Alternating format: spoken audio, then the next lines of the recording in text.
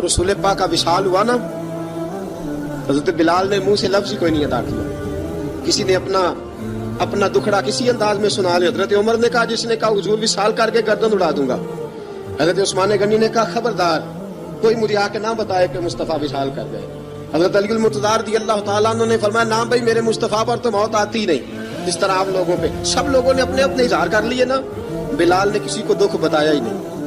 ایک کونے میں بیٹھ کے نا حضرت بلال اکیلے آنسو بہاتے رہے، کسی کو بتایا ہی نہیں، اکیلے روئے. ایک شخص کہنے لگا یار بلال بولتا نہیں. کہا نہ بلاؤ اسے. عصر کی نماز کا وقت ہوا نا تو وہ بلال جو کعبے کی چھت پہ بغیر سیڑھیوں کے چڑھ گیا تھا، وہ بلال جو کعبے کی چھت پہ بغیر کسی سہارے کے چڑھ گیا تھا، اس بلال کو کہا کہ بلال چل ذرا آذان پڑھ مسجد کی چھت پہ چڑھ جا. حضرت بلال کئی بار چڑھے اور کئی بار گرے، کئی بار چڑھے اور کئی بار گرے. حضرت بلال حبشی رضی اللہ تعالیٰ نے آواز دی، کہا سلمان میری مدد کرنا، میری مدد کرنا. اب مجھ سے چڑھا نہیں جاتا، اب مجھ سے جایا نہیں جاتا. جناب سلمان فارسی نے بھی سوال نہیں پوچھا کہ بلال تو بیمار ہے، یہ نہیں پوچھا. حضرت بلال کو 2-4 صحابہ نے اٹھایا، چھت پہ پہنچایا. بلال نے اذان شروع کی. جب کہا نا اللہ اکبر اللہ اکبر، وہ آواز جس میں بڑا سوز ہوتا تھا، بڑی درد، بڑی بلندی ہوتی تھی، بڑا جوش خروش ہوتا تھا، آج وہ آواز دب گئی. جب بلال نے کہا نا اشہد ان لا الہ الا اللہ، حضرت بلال رضی اللہ تعالیٰ عنہ نے تھوڑی دیر روک کے سانس لیا.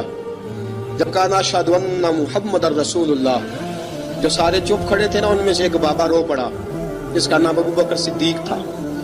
جب حضرت ابو بکر صدیق کی آنکھ میں آنسو آیا تو حضرت بلال چھت کے اوپر زمین پہ گرے، زمین پہ گرے اور کہا ابو بکر یہ ڈیوٹی کسی اور کی لگا دے، یہ ڈیوٹی کسی اور کی لگا دے. اب میری روح اجازت نہیں دیتی، مصطفیٰ کریم کے بعد مجھ سے اذان نہیں پڑی جائے گی. آپ نے واقعہ سن رکھا ہے کہ ایک بار صحابہ نے بلایا، دوبارہ آئے، حضور خواب میں ملے. کہا بلال تو آتا کیوں نہیں؟ بلال چھوڑ کے چلے گئے تھے. فرمایا اب میرا یہاں دل نہیں لگتا. ملک شام کے شہر حلب میں چلے گئے تھے، چھوڑ دیا تھا مدینہ منورہ. اب میری نگاہوں میں جچتا نہیں کوئی، جیسے میرے محبوب ہیں ایسا نہیں کوئی.